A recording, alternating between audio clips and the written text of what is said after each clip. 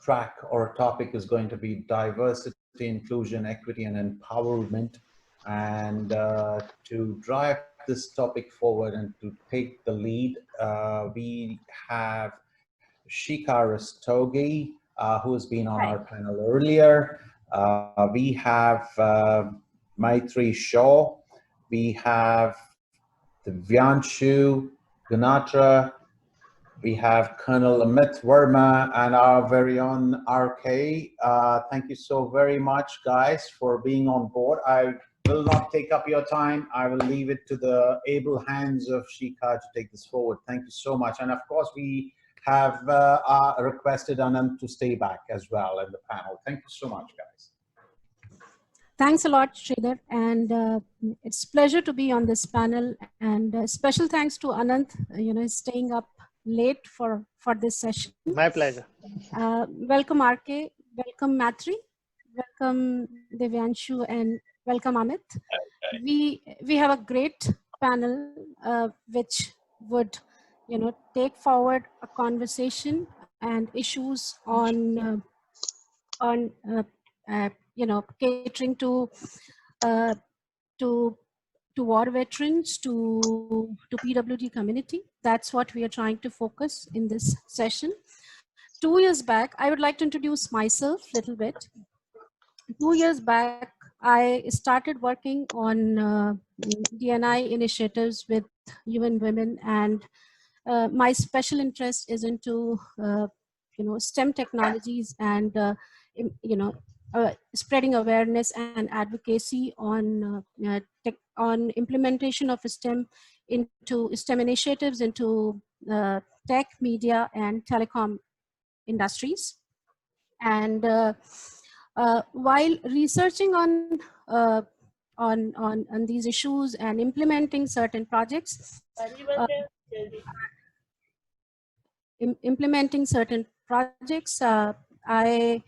I have found a theme which works very well when it comes to a tool, you can say, which works very well when it comes to driving D&I initiatives within an organization.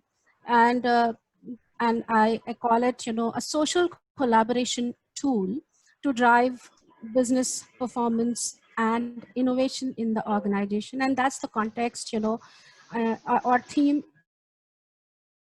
to address, certain issues of driving culture of how we can set up a culture wherein innovations and performance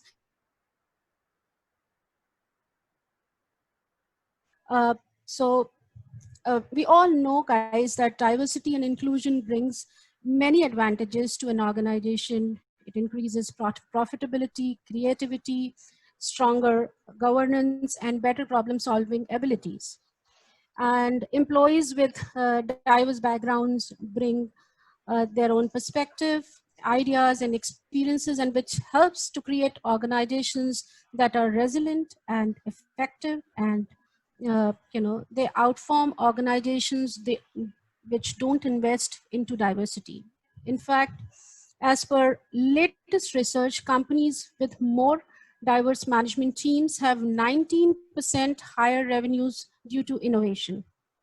This finding is relevant to tech companies, to industries wherein innovation is the key to growth.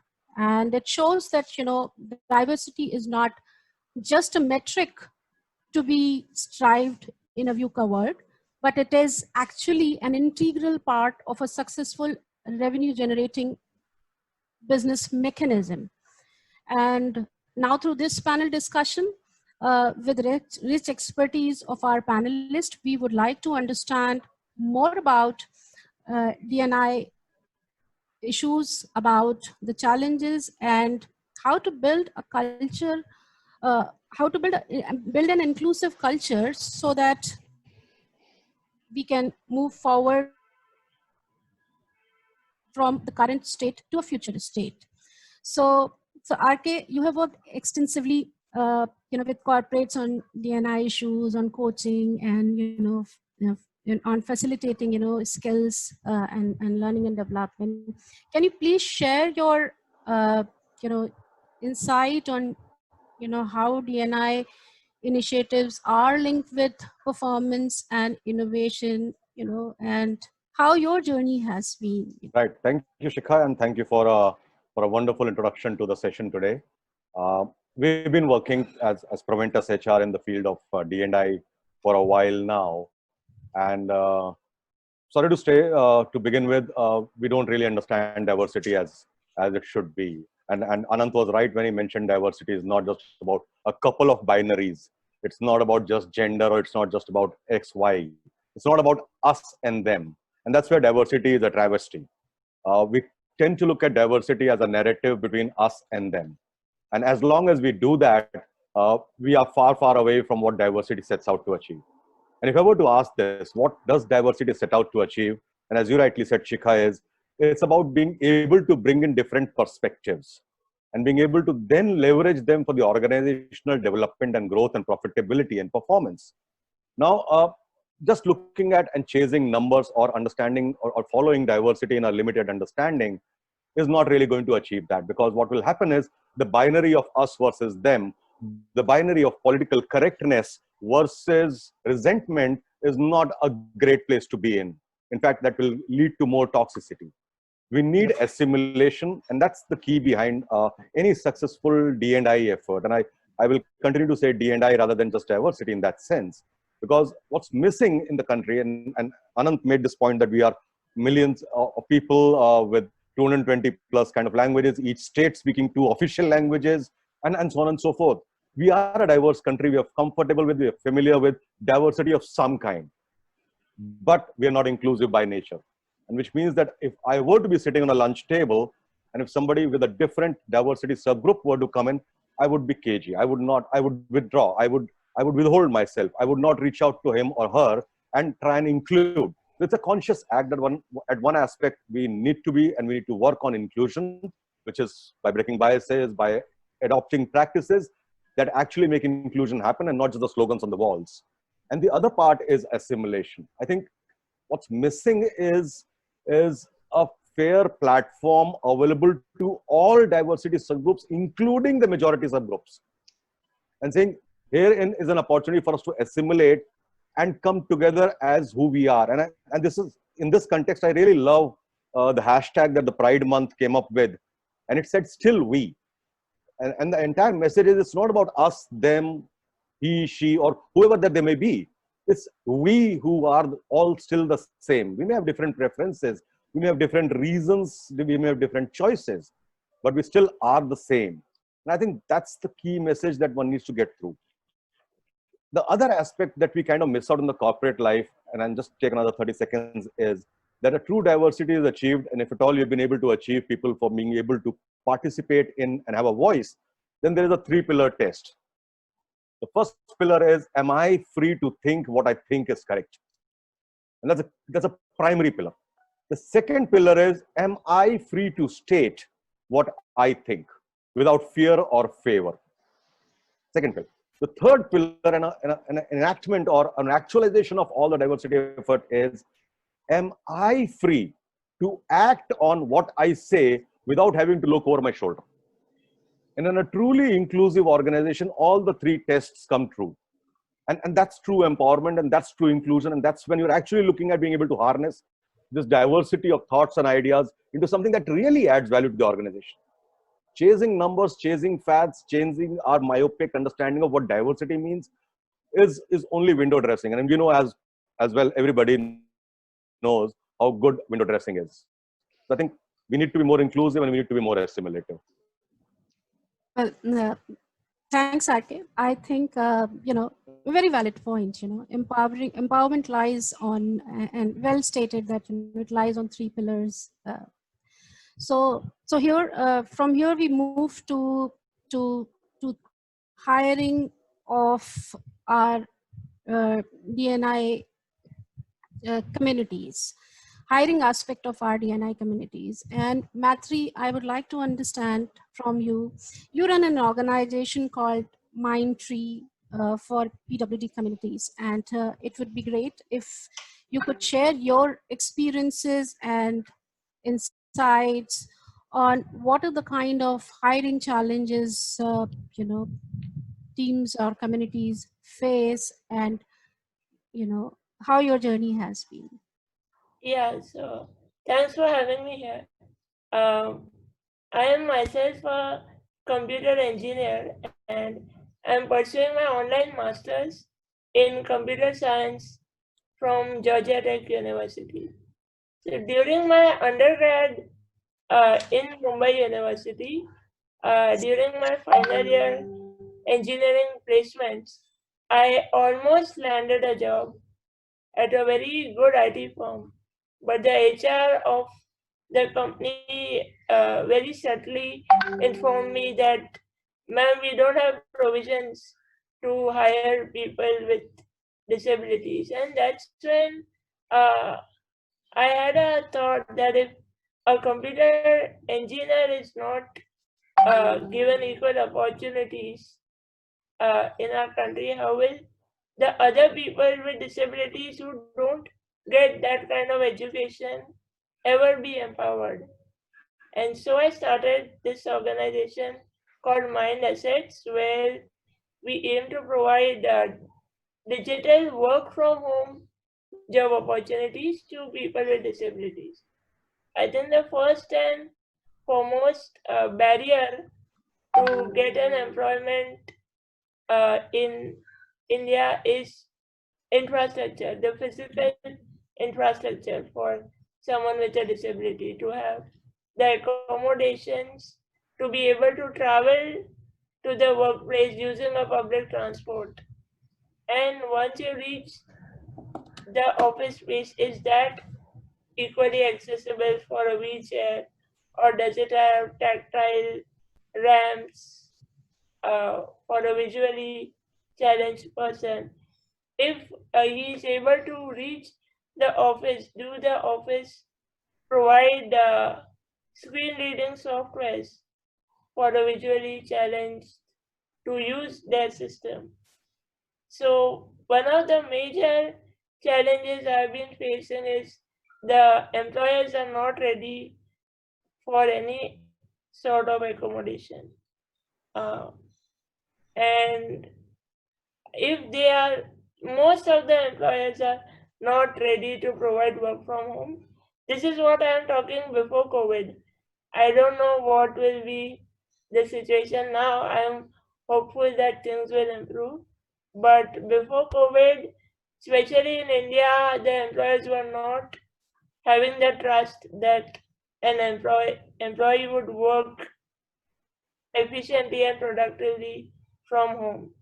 Second barrier I see is that if at all they are willing to provide work to someone with a disability, they see it as they are doing them a favor. So they are not ready to pay them as per the industry standards. Um, they assume that people with disabilities are not productive enough. And as you said, as Mr. RK said about binary thoughts, I think that is very much there in the work culture. So even other employees, they find this threatening to have someone with a reservation come to their workplace. So they are not very friendly with them. Like, I'll give you an example. There was one of our candidate on a wheelchair. He got a job.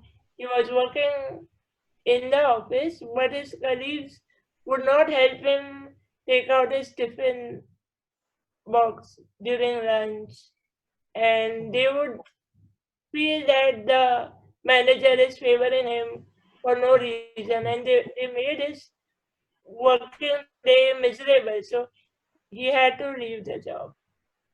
So these are few of the barriers that I think of. I think Divyanshu will have even more because He has more experience than I do. Yeah, what you mean is I'm older than you. Hi, Devanshu. Is he online? Devanshu? I think he's Looks having like some there is some network. technical glitch at his end. So Amit, my next question is to you. You have been into army for such a long time, and you have transitioned your career from army to corporate. So how your transition journey has been? Do you find inclusiveness in corporate, while you were exploring work opportunities, and how your experience has been, and would like to know more about your story. Uh, Thanks, Shekhar, and thanks to Impact Global and Helen for giving me this opportunity. We had an amazing session when we were talking about this earlier, and I can just say one thing: diversity and inclusion is all about choice. It is a choice by the employer to find talent where it can be found. If you exclude people from that talent pool, you do so at your own risk because somebody else will get that talent. And here the point is, I made a choice when I put on the uniform and I was serving my country. That's a choice.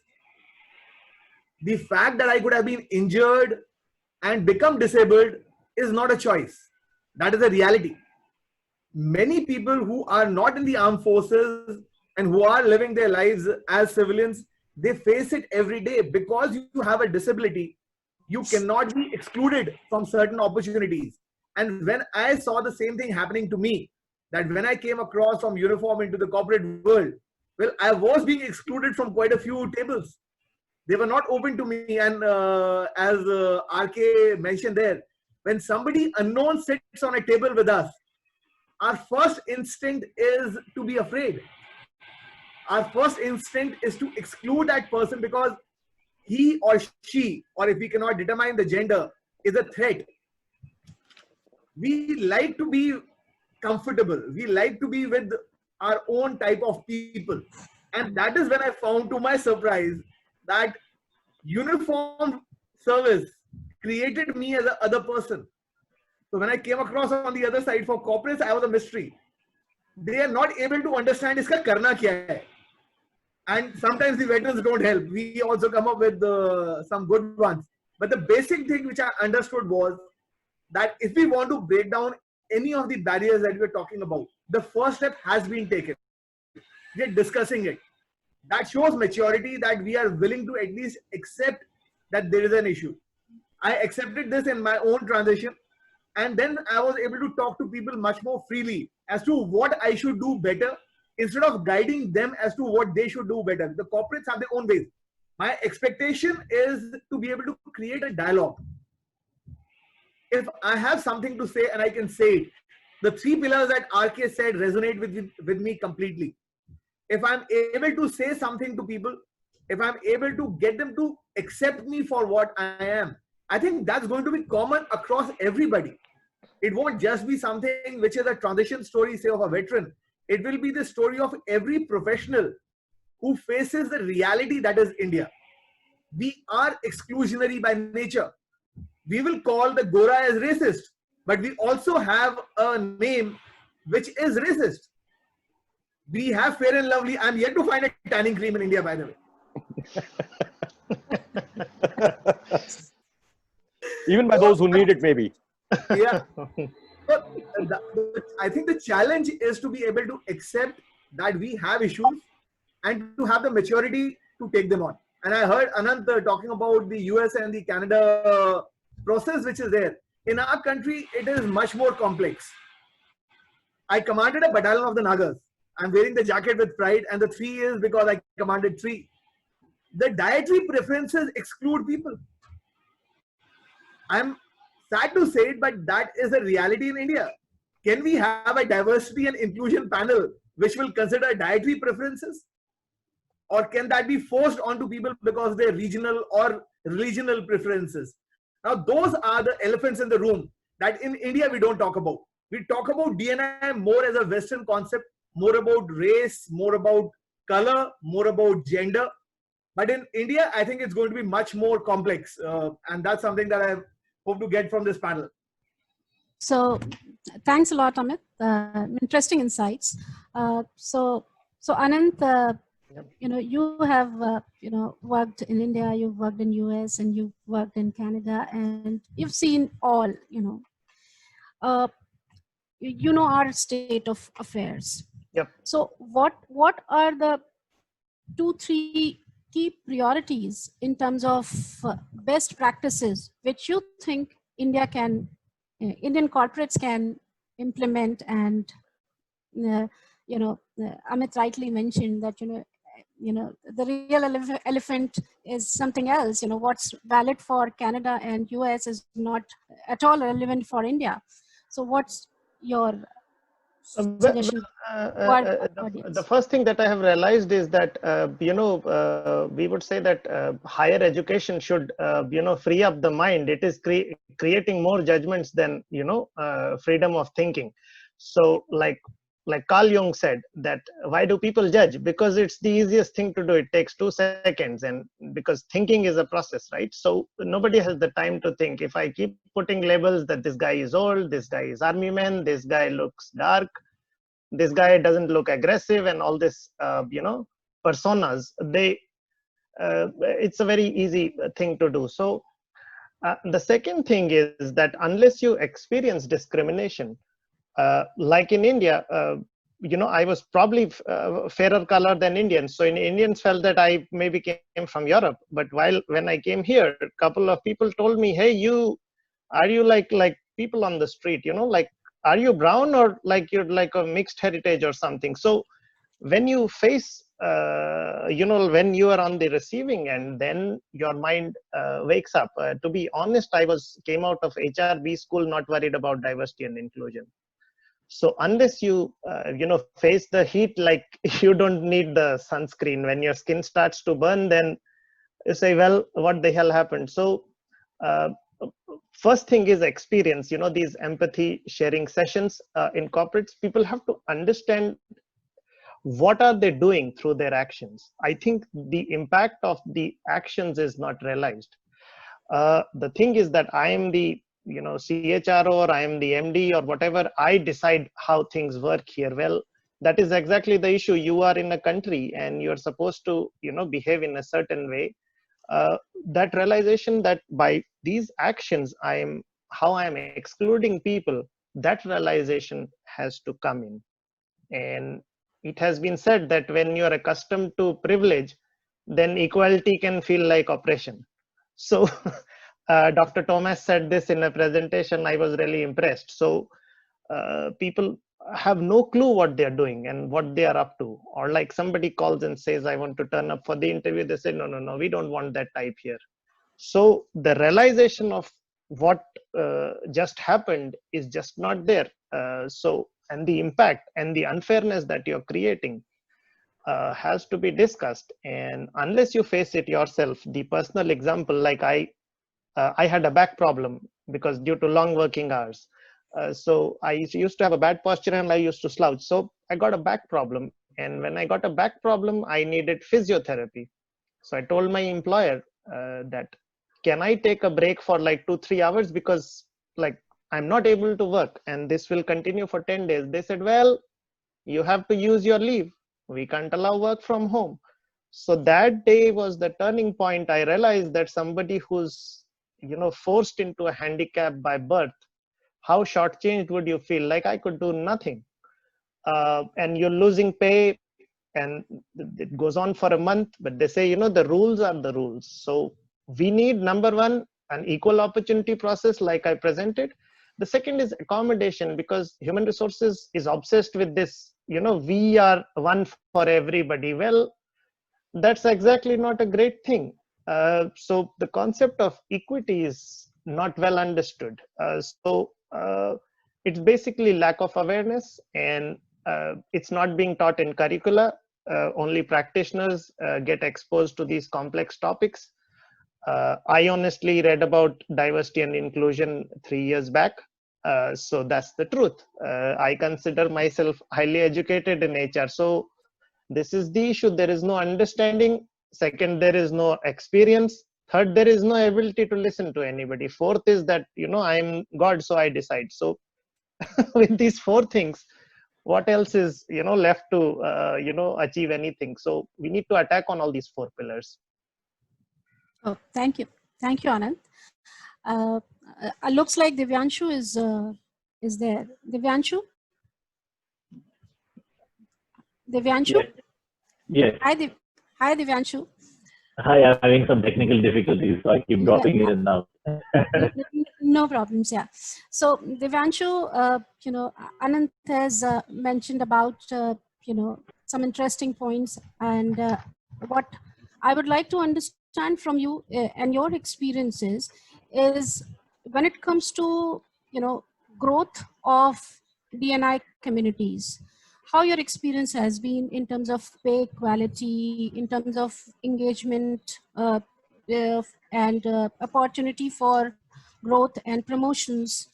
You worked for a large number of years into corporate. So can you just throw some light on that?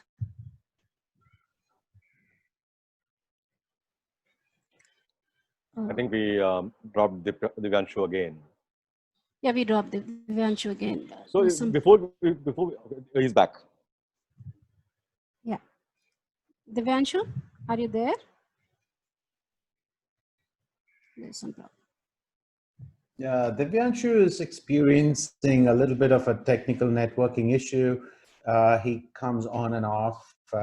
So we're trying to coordinate with him. Just give us a second or a few seconds while I think RK wanted to. Yeah. Yeah, so looking at how Divyanshu is coming in and out, so I was hoping to re-emphasize on a point Divyanshu made in the chat earlier. And that also is linked to the kind of topic that we're discussing. And his point very validly was that we perhaps are not even seeing diversity. And this came especially with reference to people with disability. And Maitri made that point today when there was a friend of hers in a wheelchair. People were decidedly uncomfortable around him. The important thing is, unless and until I familiarize with and associate with people, or I see people with disabilities on my work floor, how am I going to learn what their capabilities are? And some of us were lucky that we got an opportunity to work with somebody with a different level of ability, and we realized how brilliant they can be in many other ways. But the fact is, a large part of my corporate population is not even aware of it, forget being sensitive. Yeah. So and that's Divyanshu's point, not mine.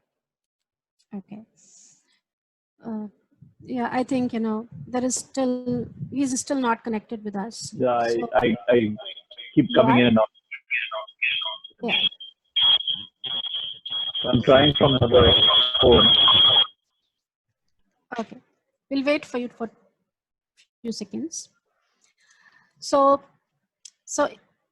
Anand. Yeah. Yeah. Well, I would add to this in a way which is a bit different. Well, the issue is here is that you don't have to tolerate somebody. There are performance criteria in the organization. Now, not allowing somebody to put a foot in the door is, I don't know what sort of assessment that is. And we are not saying we need any special considerations, right? Yes. We are just saying we need an opportunity. So you are not doing a favor to anybody. That mindset has to change. You are in fact denying somebody. So that flavor has to come in. So it's not like, hey, we are also good. Hell no, that's not the point. The point is we are qualified and hence give it to us and support us. Anybody can need support. Like I need specs to read and write. So that's an accommodation, a very simple one. Or I need a pack on my back. So that's it. Yeah. So I'm connected from another device, and hopefully this should work now. Yes. So I kept in and out, so I missed some parts. But quickly, while we still have the connection, some of the things I heard were really very, very apt. I think I've lived both sides as an able-bodied person and as a person with disability, and what I realize strongly is that we are looking at D&I from the wrong end. We need to look at it from I&D perspective, especially in a country like India, where diversity is just a fact, it's just a given. But what we are taught since childhood is to tolerate diversity. We are taught tolerance, and tolerating is just about bearing somebody until we can get rid of them. What we need to really learn is about inclusion, about making people feel invited and welcome, and that sense of belonging. And for that, organizations need to really invest in inclusion. And when you build cultures of inclusion, then diversity is just an outcome. It just happens naturally. And to do that, the most important thing we need to do is we need to get people together. We need to get people with disability out in the open, because we're the largest invisible minority population in the world, especially in a country like India. So we need to get them out. Of course, there is lack of infrastructure, but how do you get them out? How do you get them to interact as equals, not as some volunteer, not as some, oh, let me help you for a day, not of that kind, but as equals, as friends. And what we believe is we play together, we get people with and without disability to come and play together. It really changes beliefs. It shatters the awkwardness. It helps for those biases to be removed. It helps for greater understanding of the needs of each other, and that's when social change will really happen. It takes time, but true social change will happen when we open our doors in the truest spirit of things, not just because there is compliance to be taken care of or legislation, but really in the spirit of things. And we really believe through our foundation that that is what will bring more lasting change. We have enough and more legislation. We don't follow it in the spirit. And the other thing that I really recognize in our work is that I&D is something that the leadership needs to drive. Leaders within the organization need to be real champions of I&D. They need to walk the talk. They need to be role models, and that's when it's translated down. We need to build I&D as part of the entire ecosystem, not just looking at it from hiring, but also looking at customers, looking at internal stakeholders, external stakeholders, vendors, making priority vendors. All of this will build ecosystems that foster inclusion, that give impetus to inclusion, and to look at it from a business case, because that's when we will see change happen. The tipping point will come much sooner. So it's time to wrap up the session. I can see Sridhar coming in. I'm sorry. We were in the midst of an interesting conversation. So I think, role of leadership would be an important element in driving I&D initiatives. Divyanshu rightly mentioned. RK's binary approach and Amit's practical insight and Anand's best practices would definitely, help organizations to build up more on D&I initiatives. I would like to articulate 3 key takeaways for audiences that, focus on design framework, since the audiences are from senior HR leaders. So while designing D&I intervention, focus on design framework of D&I initiatives from a problem to a solution approach. That's one takeaway which can help HR leaders to drive D&I initiatives through a systemic approach. And each organization has to focus on their key priority areas, even within the subset of D&I, to ensure that it delivers value and results to business performance. And of course, identify high impact areas and keep on working on the same. And I'm sure that, it Not at was all. If I can, to first of all, thank you, Shika. Very well done. I would request if you can sort of connect with all the panelists a bit later and try and get them to answer some of the questions that have come up on the app. I'm sorry we have run out of time. It would be rude of me to make the other panelists wait.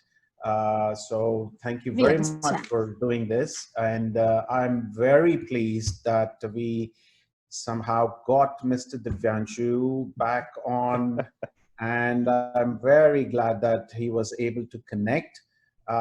We were doing a lot of work with him in the background. My team was trying to get him on board, and finally we did it. Yay. Thank you so much for being part of this, Divyanshu. Thank you. I'd like to start off to say a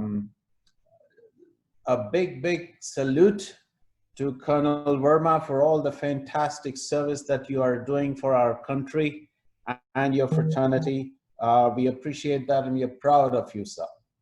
I'd also like to thank Ananth for having stayed back at such, I don't even know whether it's late or very early, but it's definitely not the time to be awake and look as fresh as he does at this point. I'd like to also, of course, take this opportunity. This is the first time I've connected on screen with RK to say thank you very much for partnering with us, RK, as Preventers HR. I can see that you're doing some great work in this space, and also a lot of other spaces within HR. And I'm very proud to have connected with you and your organization. Best of luck. Best wishes, and this will definitely not be the last time that I will speak to you on screen, of course, but I will make sure that I connect with you and take this forward in any which way without having to hound you. So thank you very much. You're most welcome, Sridhar. Thank you very much. And thank you, Maitri, for joining us as well. And I just want to say you're doing a fantastic service. I wish I could. I will tell you, I don't know what you have achieved by this, what all of you have achieved by this chat. I'll tell you what I have learned, right? I'm the CEO of a few organizations at two different levels. And I'll be very honest with you, with all respect to everybody, I never ever thought DNI that I need to look at as even a policy, as even a process, or even a procedure when it comes to talent acquisition. And there is no conscious bias in my head, but then my practices, my thinking was not geared towards DNI organizational level and at a personal level. So I would say whatever I have learned from all of you today has just opened up my eyes to see it from a completely different prism. And I certainly don't look at it as some sort of a nice thing to do, or a charitable thing to do, or a CSR initiative. And if we do that, we'll be the first one not to put it on our website which says equal opportunity. I mean, I personally do not like it, with all respect to Anant and the rest of the folks in the West. That's what I learned. And I think, I'm sure, if we continue this conversation, you will be changing the hearts and minds of hundreds and thousands of people. And I truly, strongly believe in that. And I hope we will continue this. And actually, we have another panel coming up, which will also deal with very similar issues, but on completely different topics within DNI, empowerment, equity, and so on and so forth. I am for sure looking at the entire subject with a completely different view. I can assure you of that, and I'm sure you would have converted many of our audiences as well. And thank you so very much for being part of this panel. And I'm certain that I'm going to write to you very soon individually and personally to thank you for being here and to continue our conversation on other forums and other platforms. Thanks a lot, Sridhar. Thanks a lot. Thank Thanks a lot to Impact Global team, Helen, and all of you. Thanks a lot, guys. Thank you. Thank you. Thank Thank you. you, everybody. Thank you very much, guys.